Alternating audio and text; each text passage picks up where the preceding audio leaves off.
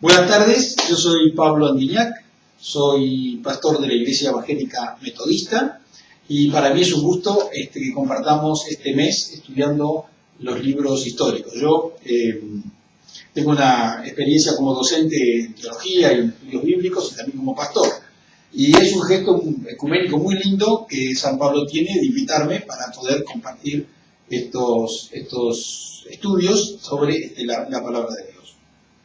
Yo creo que esto es muy importante señalarlo porque indica que la Biblia nos une a cristianos, cristianas que tenemos distintas tradiciones.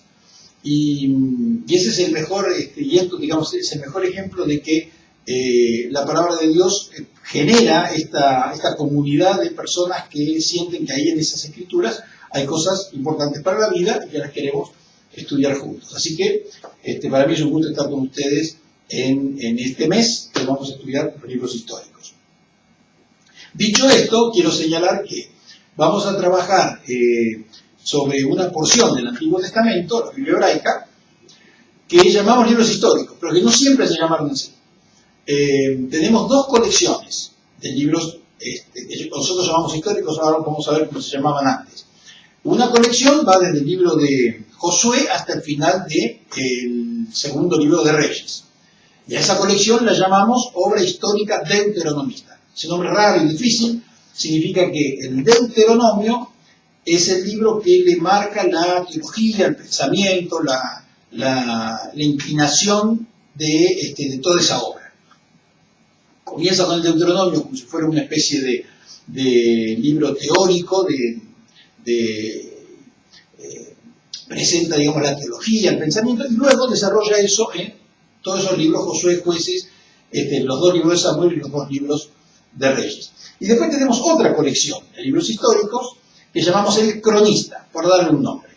Y el cronista es la obra que consiste en los dos libros de crónicas y luego el libro de Esdras y el libro de Nehemías.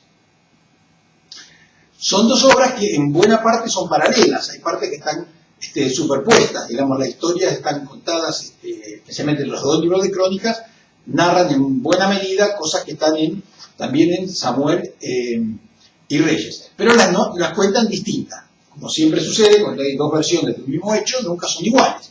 Y entonces, lo interesante es, vamos a pensar un poco, ¿por qué tenemos dos historias de los mismos hechos en el texto bíblico? Lo primero que queremos decir sobre esto es que esto habla de la inclusividad del pensamiento bíblico. Porque hubiera sido una muy buena idea de algunos, buena no tan buena, decir, tenemos dos historias, elijamos la mejor.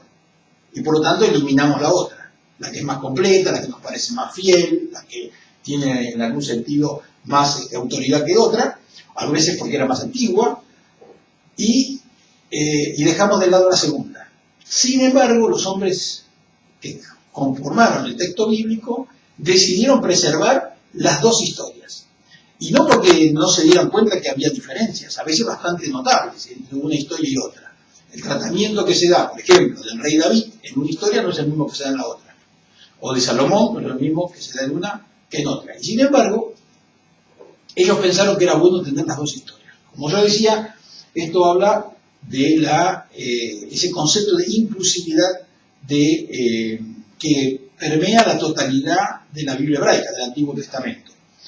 Esto que yo digo no solamente se ve aquí, se ve en un montón de otros ejemplos en donde hay narraciones paralelas, a veces exactamente del mismo hecho, pero en versiones distintas. Y ambas fueron siempre preservadas. Nunca interesó eliminar una para dejar la otra. ¿No es cierto? El pensamiento excluyente. Bueno, esta es la verdadera, esta es la falsa. Luego sacamos el que nos parece falsa. Felizmente no fue así, y eso es una enseñanza que la Biblia nos da.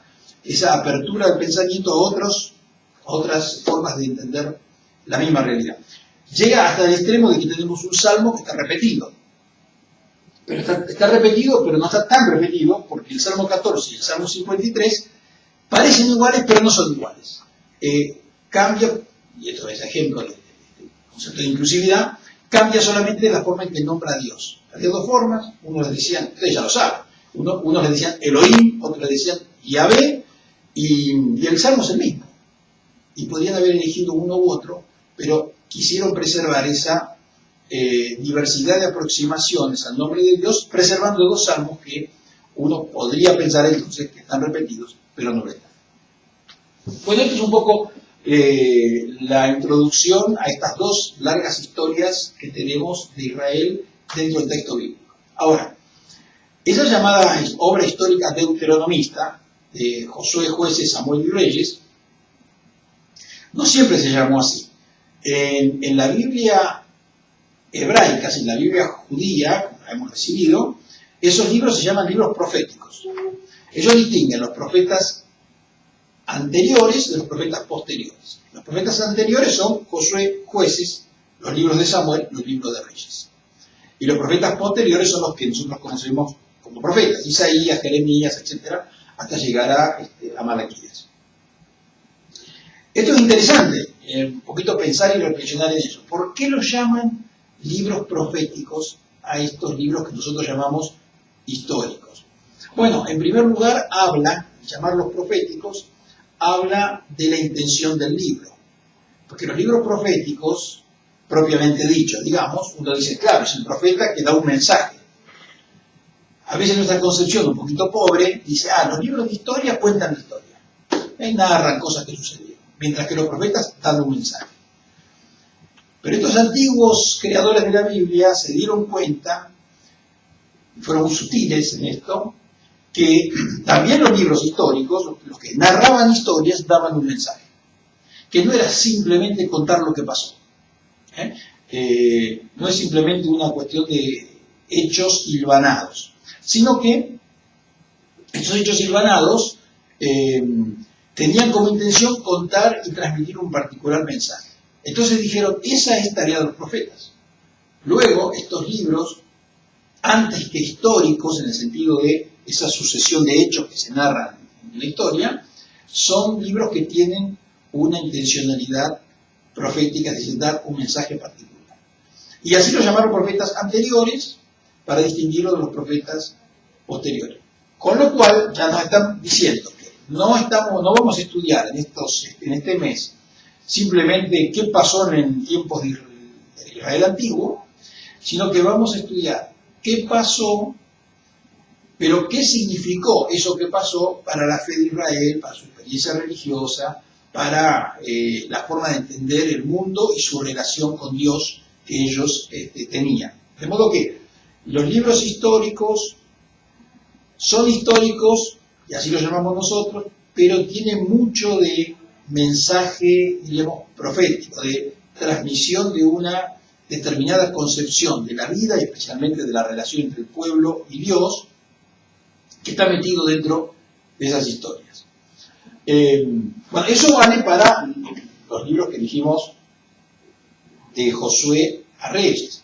Después tenemos la otra historia, ¿no? la del cronista y Esdras y Nehemías. Hay una cosa especial ahí.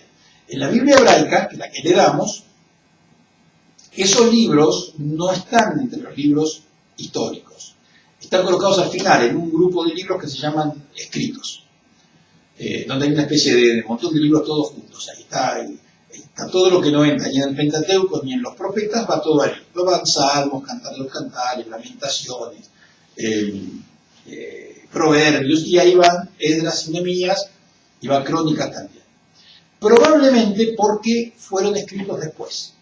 Son libros más tardíos, y como el canon se fue formando en cierta medida a lo largo de la historia, lo primero que se armó fue el Pentateuco, después se armaron los libros proféticos, digamos, lo que llamamos históricos y proféticos, y después se armó ese paquete de libros que se llaman los escritos. A esos libros, con posterioridad, se sumaron los deuterocanónicos, que vinieron todavía un poquito más tarde, ¿no es cierto? Y entonces ahí tenemos algunos libros que tienen elementos históricos, como Tobías o Judith, y otros libros. Bueno, los Macabeos, que son libros claramente también de carácter histórico. Pero siempre considerados más desde la perspectiva de que cuentan algo para transmitirnos un mensaje. Yo suelo decir que los libros históricos de la Biblia son algo absolutamente distinto de lo que entendemos como historia hoy. Si nosotros pensamos en historia moderna, siempre estamos pensando, bueno, si se afirma algo, la historia de General San Martín que arma un ejército y cruza los Andes, y afirmamos eso, tendremos que demostrar con documentos, o con testimonios, o con cartas, o con lo que fuera, de que eso fue así. Si no, inventamos la historia. A veces los historiadores inventan la historia. Sí, se divierten haciéndonos creer cosas. Pero la verdad es que la historia crítica supone que hay que contar las cosas y documentarlas. Bueno, lejos está la Biblia de utilizar ese método. Ellos contaban la historia, y como eran siempre historias atribuidas a personajes muy importantes, o sea, se decía, bueno, detrás de esto está el profeta Samuel, o está el profeta Natán, o después está David o Salomón, eran tan prestigiosos estos tipos que nadie iba a discutir lo que ellos decían. Entonces no necesitaban justificarse, no necesitaban decir esto es así porque lo dice en tal fuente o en tal otra. Entonces, no hay fuentes para la Biblia, o sea, para los libros históricos. Se fundamentan en sí mismos. Es decir, y aquí vemos un poco el matiz, como les interesa tanto transmitir un mensaje como transmitir una historia, lo que sucedió, el mensaje no necesita ser justificado. El mensaje es el mensaje, es lo que Dios transmite, y no necesita ningún tipo de fundamentación ni rigor académico, diríamos, para fundar algo que Dios transmite. Entonces, ellos no se preocupaban por la fuente. Decían, esto es así porque el profeta lo dijo, y por eso también eran llamados libros proféticos. Por un lado. Por otro lado, recordemos que para los libros que llamamos históricos, como para todos los libros de la Biblia, los libros no son obras de autor, son obras colectivas que se escribieron a lo largo de muchos años, son obras que hoy llamaríamos anónimas, escuelas. Detrás de estos libros hay siempre una escuela, decíamos la obra histórica deuteronomista. Bueno, se habla de la escuela deuteronomista, o sea, las personas que se sentían muy identificadas con esa teología del libro de Deuteronomio y que formaron una escuela que fueron escribiendo estos libros. De modo que, aun cuando a veces algún libro dice que el libro de fulano de tal, se atribuye a Salomón, o bueno, o a Moisés y los primeros libros, en realidad sabemos que esas son afirmaciones un poco así, digamos, folclóricas y que tienen que ver con un concepto más de atribuirle a alguien importante la obra, pero que en realidad no son los autores reales. Los libros que vamos a estudiar son obras anónimas y son obras, más lindo que eso todavía, son obras colectivas. Los investigadores hablan de la palabra, usan la palabra mano. Hay distintas manos acá, quiere decir que hay varias manos que escribieron esos libros a lo largo de los tiempos. Con lo cual, a mí me gusta decir que los libros tienen la maceración del tiempo. Es decir, que no es un libro que alguien se sentó iluminado y, bueno, en un mes, 2 meses, 3 meses escribió un libro, o en un año, como hoy se escribe una novela. Son libros que pasaron por siglos y siglos de ser escritos y reescritos por distintas manos, distintas personas que fueron conformando ese documento que hoy nosotros tenemos. Otra cosa que es importante tener en cuenta en estos libros es que nos cuentan tradiciones muy antiguas, generalmente orales, se transmitían de padres a hijos, etc., hasta que alguien dijo que hay que escribirlo. Cuando alguien dice que hay que escribirlo, sonando mi teléfono, cuando alguien dice que hay que escribir algo, tiene la importancia de que al quedar escrito queda congelado. Ya no es más que cada uno que cuenta la historia la cambia un poquito. Quedaron escritos. Entonces están los documentos allí. Y ese documento, al ser escrito, pasa de generación en generación sin modificarse. Por lo tanto, retoma tradiciones muy antiguas, las que le contaban los abuelos y qué sé yo, pero además agregan, fundan nuevas tradiciones. Entonces, si los libros están escritos, por ejemplo, cerca de la época de Salomón, que es muy probable que sea así, las historias sobre David o sobre Salomón son historias nuevas para ellos, no son antiguas. Y entonces ahí fundan nuevas tradiciones. Se va a hablar del rey David como un rey muy importante. Todo el mundo quería a David. ¿Saben que David significa el amado? Entonces todo el mundo lo quería a David, ¿no? Todo el mundo quería a David. Pero esa es una tradición que se funda. Y posteriormente vamos a encontrar montones de textos, y aún en el Nuevo Testamento, alusiones a David como el rey amado, el que todos quieren, el que todos quisiéramos que vuelva. Bueno, por ahí. Y entonces, lo último que quería decir es que estos relatos, que llamamos históricos, libros que narran la historia de Israel, tienen, como decíamos, un fin teológico, y en última instancia va a ser importante que cuando leamos estas historias nos hagamos esa pregunta. Bueno, ¿qué me dice esta historia en particular de la relación entre el pueblo de Israel, o ese rey en particular, y el Dios que ellos adoraban y que nosotros reconocemos como el Dios Padre, Creador, Padre de Jesucristo? De modo que, si podemos llegar a esa pregunta y podemos de algún modo, no sé si contestarla, pero por lo menos ayudarnos todos a pensar un poquito, creo que vamos a crecer todos y vamos a aprender un poco más. Bueno, hasta aquí, muchas gracias.